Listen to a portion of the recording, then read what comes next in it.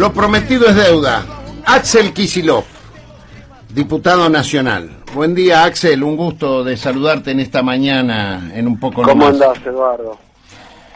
Y bueno, aprovechándote, y querría alguna reflexión de este contraste, ¿no?, del mundo, el G20 en Buenos Aires, París que arde y parece que viene efecto contagio, ¿eh?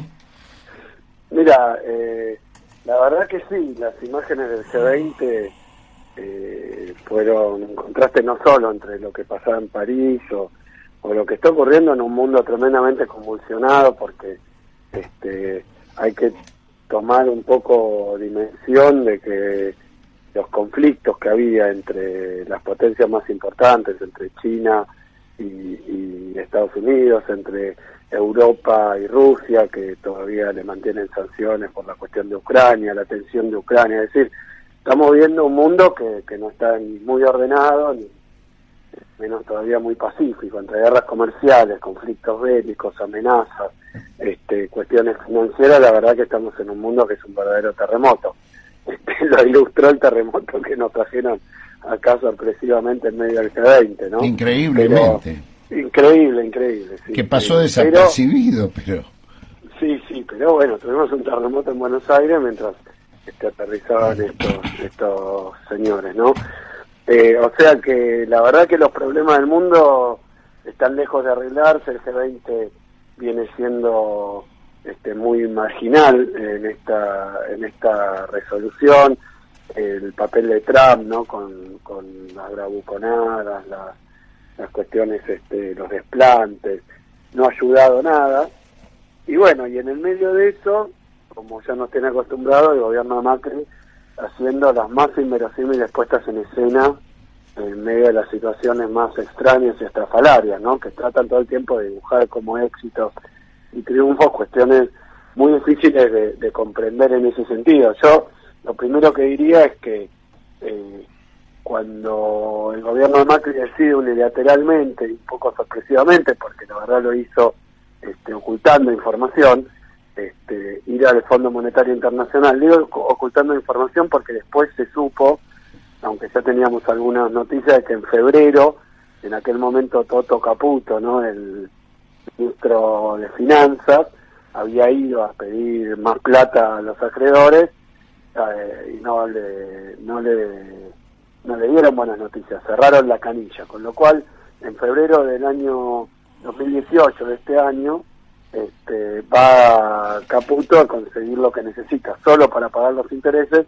Me dicen que no. En ese momento Argentina entra en un default, claro, en realidad, porque claro, no había plata para pagar los vencimientos de la deuda que el propio Macri tomó, con lo cual se van corriendo al Fondo Monetario, porque de no recibir la asistencia del fondo en estas magnitudes enormes, la verdad que estábamos sin posibilidad de pagar la deuda que Macri tomó teóricamente para no ser un ajuste que después es 10 veces más feroz de lo que nunca dijo. Entonces, estas imposturas, bueno, nos llevan a que Macri festeje entrar al Fondo Monetario Internacional y tomar un crédito que está diseñado para crisis de deuda de los países. Entonces, nada nos puede extrañar cuando el propio Macri festeja un G20 que en medio de tensiones mundiales, con bueno, lo que está ocurriendo en Europa, pero no solo París incendiado, los problemas que están teniendo todos los países con la cuestión de la inmigración, los problemas financieros, la concentración de la riqueza, nada de eso se habló, y Macri parecía en medio de una especie de fiesta de 15, festejando no se sabe qué, y ocultando no solo las tensiones internacionales, sino también especialmente los problemas no resueltos y en camino de agravarse que tienen el frente interno. Conclusión, la verdad que armaron un montaje, una puesta en escena que involucró vaciar la ciudad de Buenos Aires para que puedan filmar esta película de la fiesta inolvidable, ¿no?, pero que no tiene nada que ver ni con la realidad mundial ni con la realidad nacional. Lo único que está festejando el gobierno es la ausencia de conflictos mayores o papelones mayores, pero mucho más para celebrar no hay. Y que haya dejado en la Argentina ese G20, que uno puede decir, bueno, después del G20, ¿cómo está la situación argentina? Y la verdad, nada, cero dejó.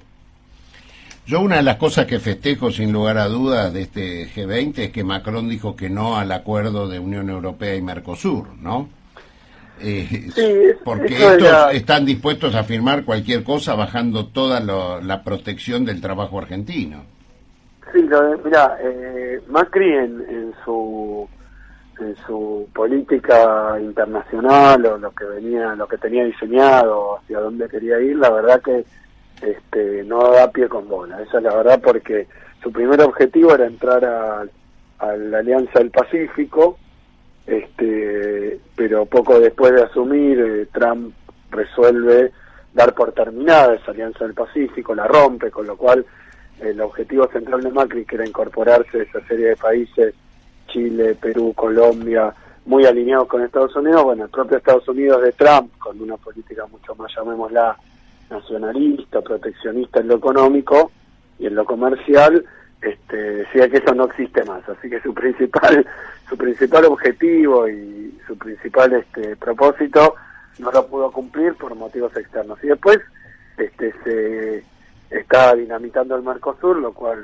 avanza a pasos agigantados, sobre todo ahora con el triunfo de Temer. Y por último, realizar ese acuerdo con la Unión Europea, que anunciaron 20 veces ya que se estaba por firmar, que avanza, pero todas las noticias que uno recibe es un poco como vos decís, Eduardo, que Macri entrega todo y a pesar de eso el acuerdo no se firma, porque del otro lado hay una posición muy dura de Europa, en una situación compleja, proteger lo más posible a sus productores agropecuarios, que es incompatible con firmar tratados de libre comercio con países exportadores justamente de productos agropecuarios.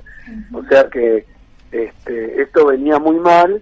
Macri no para de anunciarlo porque, agotado eso, la verdad que su gobierno no tiene más para mostrar que papelones, ¿no?, en el plano de los acuerdos internacionales o de sus propósitos. Dicho en una forma sintética, Macri vive en un mundo que no existe más, por decirlo de alguna manera. Quiere ser librecambista, aperturista, neoliberal, en un mundo que, como vemos, está enrarecido y cada vez más cerrado en términos comerciales. Así que nosotros lo hemos caracterizado como un corso a contramano, ¿no? Así es. Porque no pegan una. Axel, Lucrecia Cardoso, ¿cómo estás? ¿Cómo andás, Lucrecia? Muy bien, ¿vos? Te hago una pregunta un poco quizás futurista, ¿no? Suponiendo que el año que viene, digamos, la sociedad argentina lógicamente va a sancionar esta política de exclusión, esta política de pobreza, de hambre. ¿Cómo imaginás esa Argentina que quede, digamos, que haya que seguramente una alternativa política va a tomar las riendas nuevamente de este país? ¿Cómo imaginás esos primeros 90 días, no? ¿Cómo imaginás qué decisiones, qué medidas, qué políticas serían las correctas? Mira, yo creo que hay una situación de tan grande incertidumbre, no solo a escala nacional, en términos de que la pregunta esa conlleva varias incógnitas, ¿no? La primera es qué va a dejar Macri, claro, o cómo va a dejar Macri la situación de la economía argentina, que es muy compleja, muy comprometida, pero bueno, depende mucho de lo que ocurra durante este 2019 hasta llegar a las elecciones. El año que viene va a ser decisivo en términos de si Macri sigue profundizando las políticas de ajuste, como todo parece señalar, pero como al mismo tiempo sabemos que es un gobierno mentiroso, que es un gobierno de estafa, sí, democrática, ¿no? En el terreno de las cuestiones democráticas. Es un gobierno que tanto en el 15, en la elección del 15, donde mintió de una manera realmente difícil de exagerar, porque todo lo que podía mentir para conseguir ese resultado que obtuvo lo hizo, con completa frialdad y sin ningún problema, pareciera ninguna perturbación para ellos, lo de prometer todas cosas que no es que no pudieron cumplir, sino que nunca estuvieron dentro de sus planes, pero que hacía falta decir, fueron y la dijeron. En 2017 armaron un pequeño esquema de anabólicos económicos, llamémoslo, donde, bueno, dieron 5 millones de créditos a jubilados y a quienes reciben la asignación universal, detuvieron los tarifazos, los pausaron hasta después de la elección, al mismo tiempo pusieron la cláusula gatillo para impedir que haya una caída mayor todavía del salario real, no lo subieron, no recuperó, lo perdió en 2016, pero en 2017 estabilizaron el salario a un nivel bajo, pero donde no iba a haber más pérdida de salario, largaron algo de obras superficiales, es decir, tomaron muchísimas medidas para que, llegando a las elecciones, hubiera una impresión, una pequeña modificación de la situación económica que diera la impresión de que finalmente todos los sacrificios hechos habían rendido frutos. Después todos conocemos la historia, porque terminada la elección, prácticamente esa misma semana, en el Centro Cultural Kirchner, Macri lanza un programa de ajuste redoblado, que lanza la reforma previsional, la tributaria. Es decir, no se pudieron aguantar ni un día, porque esa misma noche, cuando estaban todavía cerrándose los resultados electorales del 17, sorpresivamente largan un aumento de nafta. O sea que lo tenían todo, digamos, contenido para el día después de las elecciones. Y un poco uno tiene la impresión de que 2019 ellos en la cabeza tienen algo parecido como idea, es decir, aplicar una serie de medidas económicas superficiales, poco relevantes y sobre todo transitorias, porque este fue el tema de dar crédito a los jubilados. Le habían sacado 10 puntos de haberes en el año 2016 y no es que se los devolvieron con un aumento, le dieron un crédito. Claro. Que después los jubilados, cuando empezaron a pagarlo, no solo tenían los haberes más bajos como venían teniendo, sino que además debían la plata del crédito.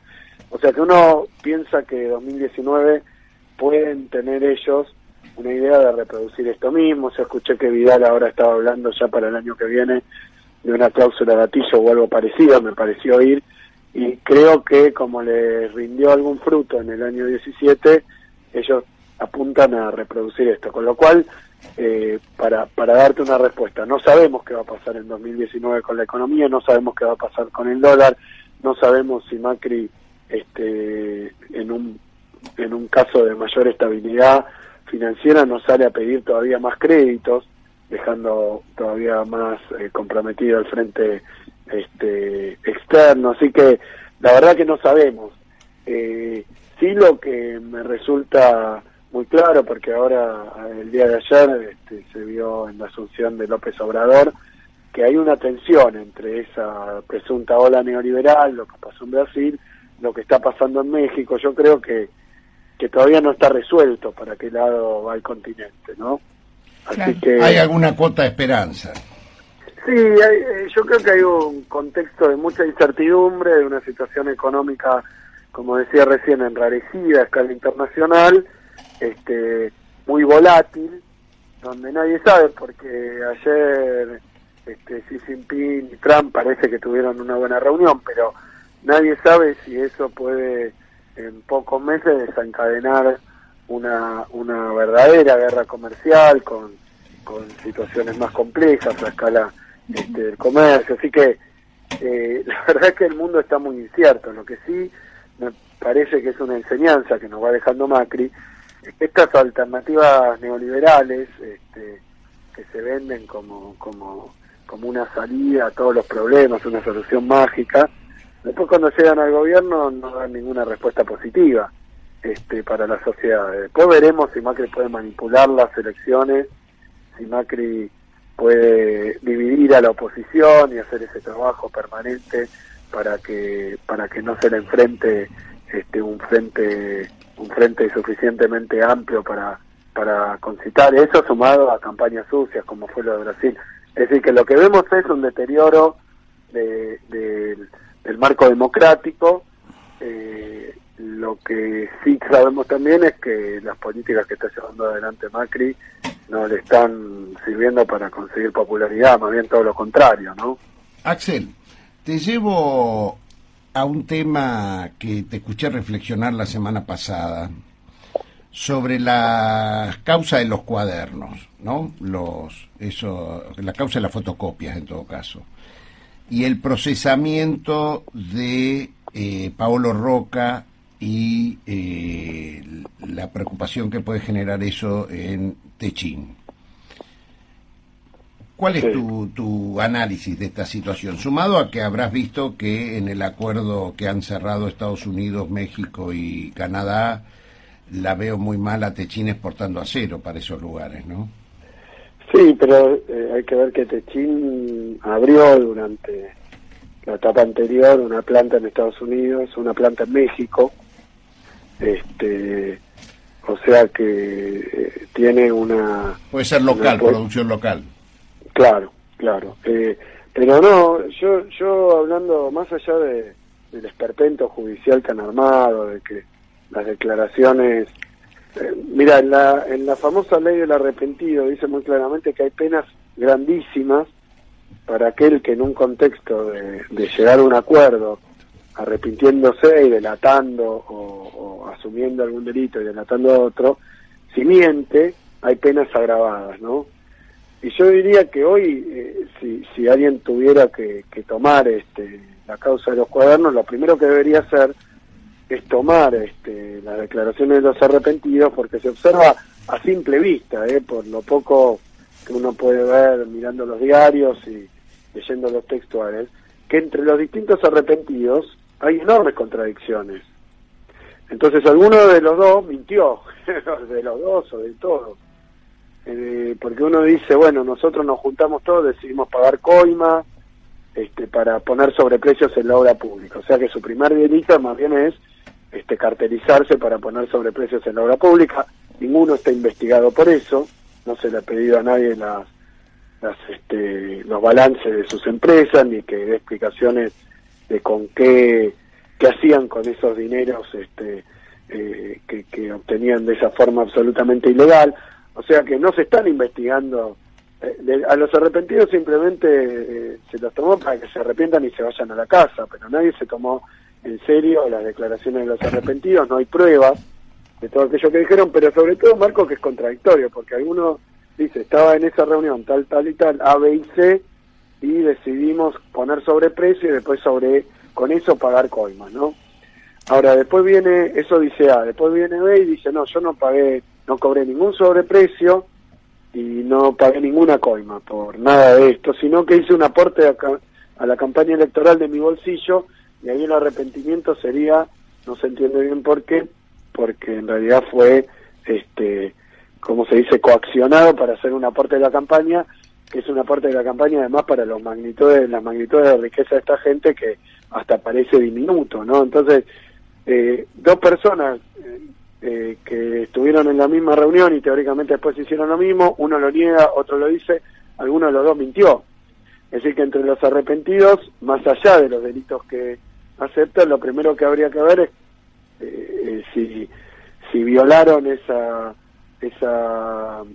regla del proceso de arrepentirse, que es precisamente no poder mentir, y que ya está, porque una vez dicho, si mintieron tienen penas altísimas. Entonces yo creo que ahí hay un elemento para mirar y que muestra la falta absoluta de seriedad de todo este análisis, y de cómo es más bien una cuestión de persecución política a los opositores que hacen mucho juego al gobierno. Pero también aparece esta cuestión de los empresarios cuestionados, que tiene efectos muy graves para afuera, ¿no? Porque países extranjeros, por ejemplo, tienen dentro de su normativa que cualquier empresario sospechado de haber aplicado estas prácticas, por ejemplo, si la acción cotiza en la Bolsa de Nueva York, que es el caso de algunas de estas compañías, entonces tienen un gran problema porque han mentido o obtenido de una manera ilegal la rentabilidad que tienen.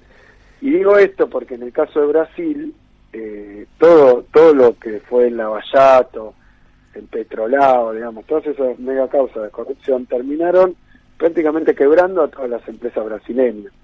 Yo marcaba el otro día, porque esto sí lo he mirado con bastante detalle, que las constructoras brasileñas, las más grandes del continente, eran en su momento, en la época de Lula, pero también la petrolera, Petrobras y sus contratistas, enormes empresas de una magnitud inmensa, y por último también las empresas exportadoras de alimentos, los frigoríficos norteamericanos, brasileños, que también fueron envueltos en algunos casos de corrupción. Lo cierto, más allá de cuánto esto tiene de lawfare y cuánto se ha investigado seriamente, y cuánto ahora con la inclusión de Moro en el gobierno de Bolsonaro, queda muy claro y ya parece un poco un chiste, ¿no? Porque un fiscal que trabaja para que un candidato no pueda presentarse de ninguna manera a la elección, después ese fiscal se convierte en ministro del gobierno que llega justamente porque el candidato estaba preso. Entonces ya es una vergüenza, pero con todo lo que ocurrió con las empresas es que todas esas empresas están hoy o fundidas o destruidas de capital brasileño, que había sido un hecho muy llamativo durante la etapa anterior, el crecimiento de empresas de capital latinoamericano. Bueno, todo eso destruido, y toman su lugar empresas extranjeras, con lo cual acá hay un problema que el tema de Techint nos lleva a reflexionar para tener en cuenta, que es que tal vez de todas estas maniobras dudosas desde el punto de vista de una justicia con algunos jueces tremendamente cuestionables y ciertamente no en calidad, digamos, de ponerse paladines de la justicia, ¿no? A esta altura del partido, bueno, con eso, pero el resultado concreto es que los capitales nacionales tienden a desaparecer y son reemplazados por capitales norteamericanos o europeos, pero básicamente norteamericanos.